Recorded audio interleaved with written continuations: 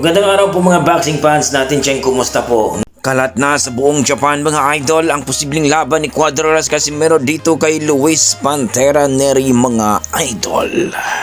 Yan pag-usapan natin mga idol. Ryan Garcia ay posible daw niya na mag-rematch sila ni Devin Haney mga idol. Pareho na daw silang may belt dito sa welterweight division, kaya mas gusto daw niya na makalaban uli si Devin Haney mga idol for unification bout. Yan ang ating pag-uusapan ngayon mga idol. Pero kung bago kayo sa ating YouTube channel, baka pwede makahingi ng like, subscribe at pakikindot na rin ang ating notification bell mga idol. Noong nakaraang linggo nga mga idol, no, at talaga namang napakaganda ang laban na pinakita ni King Ryan Garcia mga idol dito kay Mario Barrios mga idol. Na kung saan mga idol, alam naman natin na si Ryan Garcia ay hindi talaga yan, no, na isang boksingero na talagang titipirin. No, hindi rin isang technical fighter. Kumbaga, kung makakita ng butas mga idol ay talagang bibirahin ka ng bibirahin. Kagaya nung nangyari dito kaya Mario Barrios.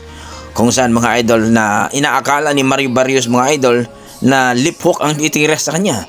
No? Hindi niya inakala na 2 beses siyang matamaan sa street mga idol. No? Sa kanan na suntok mga idol, kaya 2 beses talaga mga idol na tinira siya sa mukha, at yung pangalawa ay bumagsak si Mario Barrios mga idol.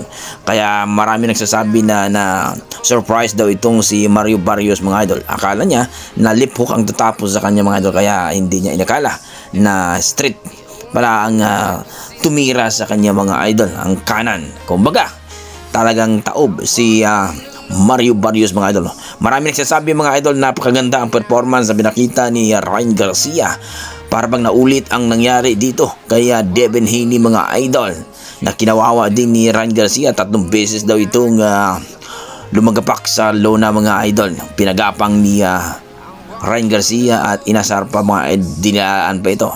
So posible daw na itong si Devin Haney mga idol ang kampiyon dito sa WBO, na mag-rematch sila mga idol. Pareho na daw itong mayroong belt mga idol. Kumbaga unification bout ang kanilang mangyayari dito sa WBC at WBO mga idol. So magandang laban nga ito mga idol kung sakaling matuloy ito mga idol, no?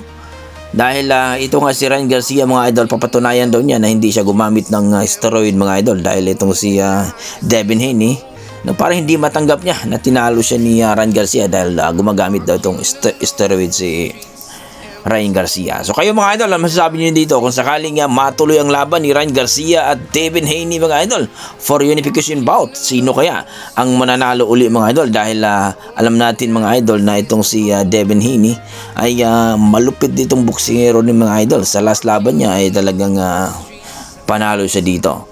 So para sa akin mga idol, talagang 50-50 tayo dyan, no? Kung kondisyon si Ryan Garcia, well, napakagandang bakbakan yan mga idol. So please comment down below mga idol kung ano po ang inyong mga komento mga idol, kung sakaling matuloy lang laban nila, sino kaya ang gagapang sa dalawa, Ryan Garcia o itong si Devin Haney mga idol. Sa kabilang banda mga idol, matagal na itong ibinalita natin mga idol na posibleng makakalaban ni Cuadras General Casimero, ang nag-isang angas natin mga idol, na itong si Luis Nery nga ang kanyang makakalaban ngayong April 18 or 19 mga idol. Ibinalita na daw ito sa bansang Japan mga idol na posible na sila na ang maglaban dito. Rank number 4 itong si Luis Nery dito sa WBC mga idol, kaya talagang kailangan paghahandaan ni Cuadras Casimero kung sakaling matuloy ang kanilang laban mga idol, no? At sabi nga ng ating mga boxing fans, hindi ito biro na kalaban si Luis Nery. Pinabagsak na daw itong si Naoya Inoue, kaya kailangan daw na magsikap at mag-training ng maayos itong si Cuadras Casimero mga idol. Dahil kung gusto daw ito na makabalik sa tuktok ng tugatog mga idol sa pagiging kampiyon daw, no, kailangan daw na impresibo at tatalunin daw itong si Luis Nery mga idol. Magandang laban ito mga idol. Hindi ito pipitsugin itong si Luis Nery mga idol, bagamat tinalo siya ni Naoya Inoue, pero hindi ito kompensahan mga idol. Magaling din itong bad boy ng Mexico mga idol, kaya umaasa ang ating mga boxing fans na maganda ang kondisyon ni Cuadras Casimero, makuha ang tamang timbang at talagang TKO ang abutin ni Luis Nery dito para talagang makuha niya, no, ang ranking dito sa featherweight division. dito sa WBC. So kayo mga idol, ano masasabi nyo dito kung sakali na matuloy ang laban ni Cuadras Casimero at Luis Neri mga idol? Magandang bakbakan ito, Bad Boys ng Mexico versus Angas ng Pinas mga idol. Talagang mayroong gagapang dito mga idol kung sakali talaga. So please comment down below mga idol kung sakaling matuloy ang kanilang laban dito mga idol kay Cuadras Casimero versus Luis Neri, kung ano ang inyong mga opinion dito. Sino kaya ang gagapang sa dalawa mga idol? Okay, hanggang dito mga idol. Maraming salamat. Ingat po kayo lahat.